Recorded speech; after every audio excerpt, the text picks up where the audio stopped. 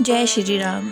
आइए आज सुनते हैं 5वां अध्याय श्री विष्णु पुराण का, जिसमें निमि चरित्र और निमि कुल का वर्णन लिखा गया है।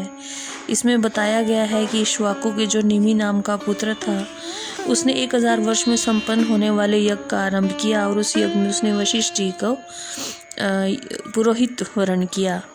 वशिष्ठ जी ने उनसे कहा कि 500 साल के यज्ञ के लिए इंद्र ने मुझको पहले ही वरण कर लिया है, इसलिए इतने समय तक ठहर जाओ, उसके बाद आकर मैं तुम्हारा वो हवन करवा दूंगा। उसके बाद 6ठे अध्याय में सोमवंश का वर्णन, चंद्रमा, बुध और पुरुखा का चरित्र चित्रण किया गया है, जिसमें ये बताया गया है कि भगवान ब्रह्मा जी ने समस्त औषधि, द्विजन और नक्षत्रगण के आधिपत्य पर ब्रह्मा जी के पुत्र अत्रि प्रजापति और अत्रि के पुत्र चंद्रमा को ये सब कुछ दे दिया।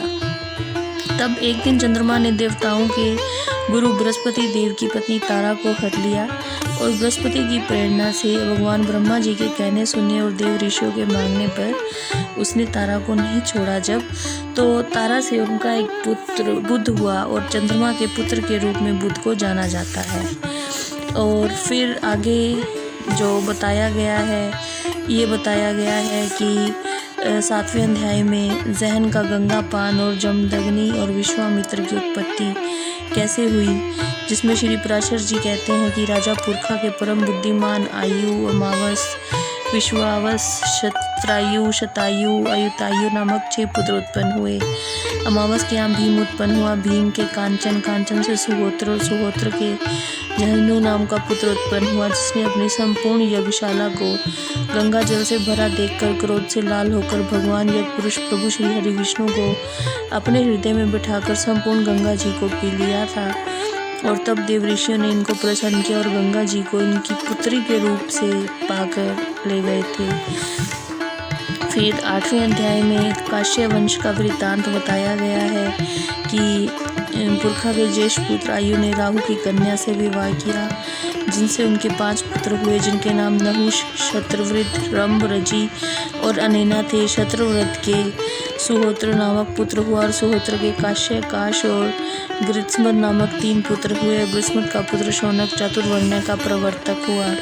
फिर 9वें अध्याय में महाराज रजी और उनके पुत्रों का वर्णन किया गया है। और फिर 10वें अध्याय में ययाति के चरित्र का वर्णन किया गया है कि नहुष के ययाति नामक पुत्र, ययाति, संयाति, वियति, कृति नामक 6 पराक्रमी पुत्र हुए। यति ने राज्य की इच्छा नहीं की, इसलिए ययाति ही राजा बना।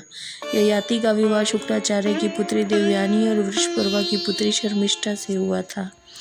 फिर जब भी कोई प्राणी किसी भी प्राणी के लिए पापमयी भावना नहीं करता, उस समय समदर्शी परमात्मा के कारण समस्त दिशाएं सुखमय हो जाती हैं और दुर्बुद्धि के लिए जो अत्यंत दुस्सह्य है, वृद्धावस्था में भी जो शिथिल नहीं होता, बुद्धिमान ज्ञानी पुरुष उस त्याग का त्याग कर सुख से रहते हैं। और जीर्ण होने पर भी आयु के केश और दांत भी जीर्ण हो जाते हैं, लेकिन जीवन और धन की आशाएं जीर्ण होने पर जीर्ण नहीं होती। विषयों में आसक्त रहते हुए 1000 वर्ष ययाति को बीत गए, तब भी उनकी कामना रही।